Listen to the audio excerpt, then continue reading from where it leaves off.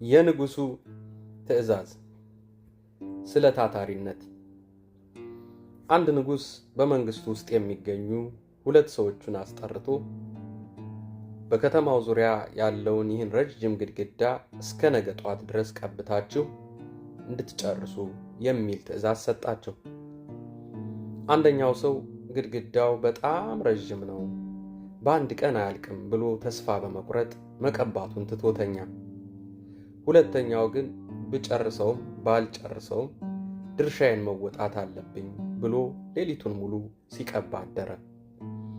በጠዋት ንጉሱ ሲመጣ አንደኛውን በብዙ ድካም እየቀባ አገኘው። ግድግዳው ግን በግማሽ እንኳ አልተቀባም ነበር።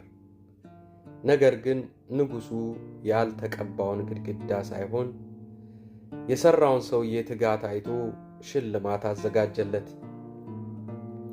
እኔ የፈለግኩት ግድግዳው ተቀብቶ እንዲያልቅ ሳይሆን ሰነፍና ታታሪውን ለመለየት ነበር አላቸው።